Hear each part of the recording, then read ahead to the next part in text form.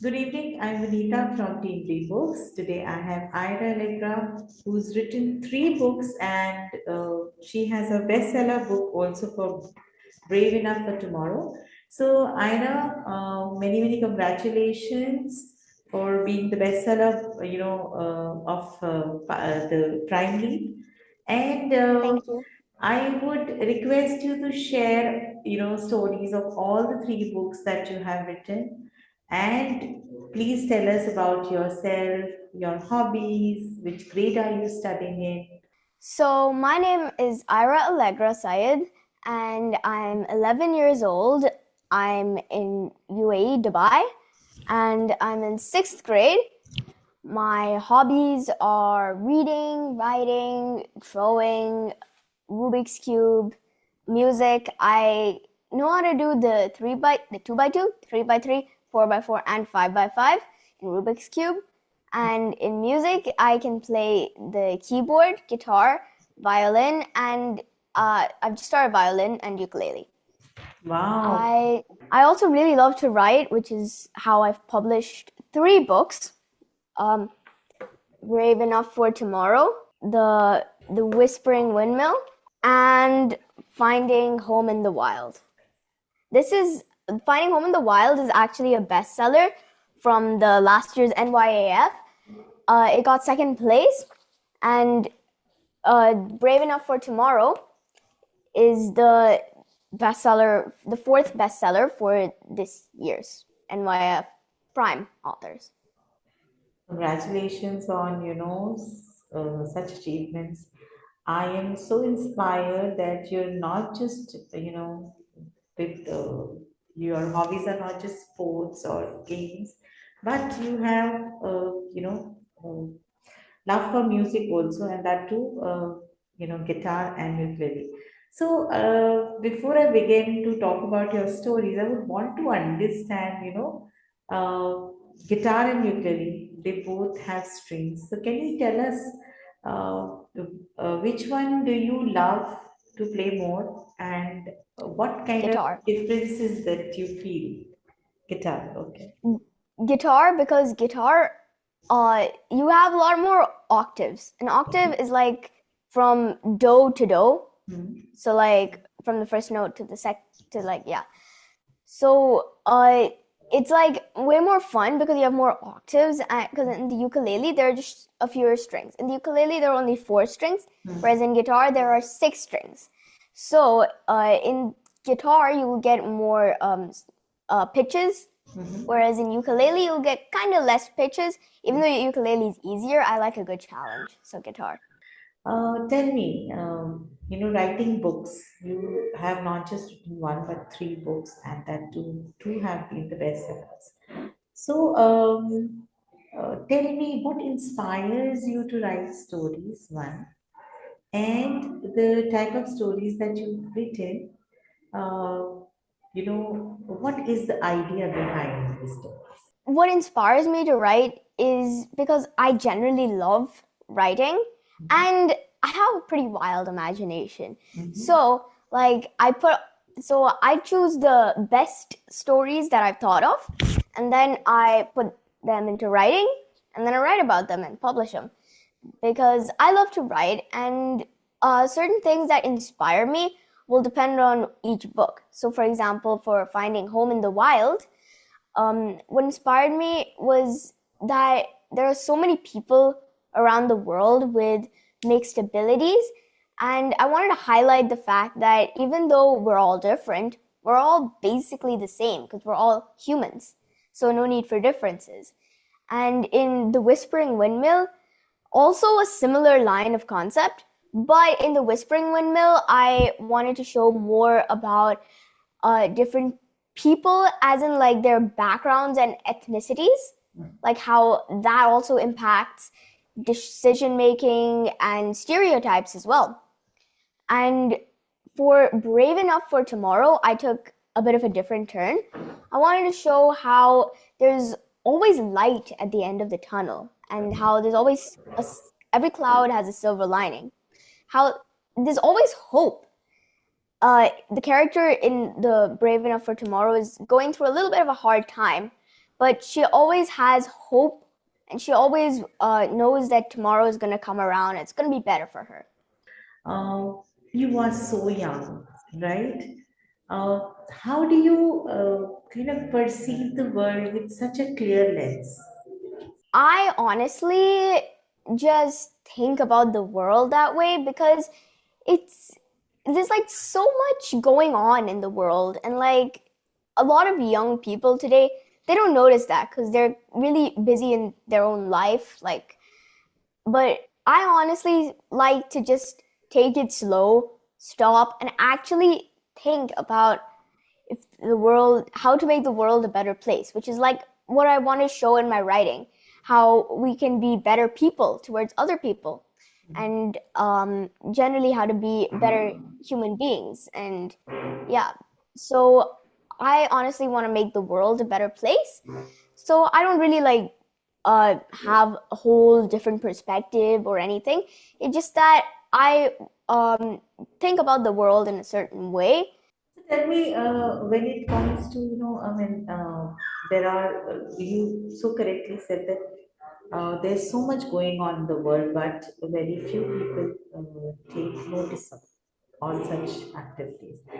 Tell me, I'm sure it must be sometimes difficult for you to kind of gel down with your age group people because you think differently than how many others think. How do you handle that part of life, when you're amongst your age kids? Well, I've noticed something that there are a lot of people who think very differently than I do, but I also know a lot of people who think very similarly to the way I do. Like they're like all that they care about isn't just like games or like social media and stuff. Like I have a lot of friends who generally think about who are generally focused on making themselves better people, and who generally have a passion for like stuff that's actually intellectual, like reading, writing, or even art, music, stuff like that. How do you think as a child that because there's so much you must be observing, what do you think is needed for children of your age to be encouraged towards art and uh, to do something impactful or to even become more observant? In order to encourage a child, they have to have like a reason to encourage themselves or to like try and make an impact on the world. So a way that I generally feel encouraged is mainly my family, because they're always very supportive of me, and they also like my mom. She teaches me about certain stuff in the world, like, and certain things that happen that honestly shouldn't be happening, but they still happen nonetheless. So yeah, my main encouragement is my family, and I honestly think that other children who who uh, need to be encouraged to do this sort of thing should have their family supporting them. What do you feel? How much of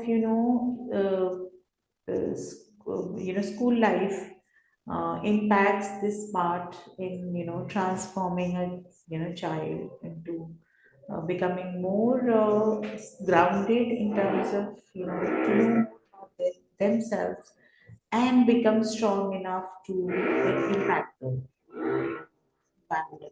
Well, in a lot of schools that I know of, they generally focus more on making children better people first, on making them like have a better understanding of how the world works, and then they focus on the education bit.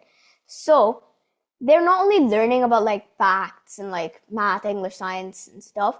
They're also learning about general moral values and generally making themselves better. So true, life skills, learning about life skills, how to, perceive and use your information or knowledge in more practical ways is something which schools should be working on. So tell me, Was there any difficult moment while you were writing these stories? And if there was, what was it? Or was it easy, throughout? So, I didn't have like a completely smooth ride throughout all three of my books. Like there was always a few ups and downs where like I sometimes have like a brain burnout where like I can't really think of anything more. Well, you see, I don't write the whole day. So like I do take breaks. So maybe in the middle if I feel like I'm too tired or like I can't think of anything more, I go out and maybe just take a walk, refresh my mind, play some music, maybe watch some TV, honestly, draw, read. I just relax for a bit and then I go back to writing once I feel like I gotten ideas again. Then I move back to my writing and then I finish off the story or like I add more ideas to it. Um, yeah, I mean, I sure do sometimes feel like I just uh, don't have anything coming to my mind, but like, yeah, it's overcomable. Tell me, when you write your stories, are you more intuitive, or do you set a plot, decide, how your character is going to be, have a complete clear idea of how you want to take the story forward? I'm more intuitive, honestly. Like, but I do set like the thing about, okay, this is the plot, this is what's gonna happen, this is my character, this is what's gonna happen, and how the story is gonna go. But as I'm writing, I do get other ideas, and then I just add it into the story, and then just make it more interesting, more vibrant, maybe.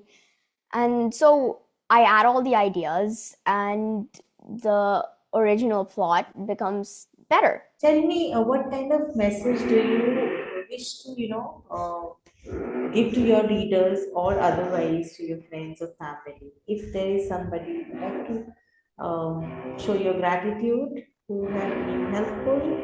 My parents have definitely been extremely helpful. Like, uh, they've bought so many of my books because they're like really supportive.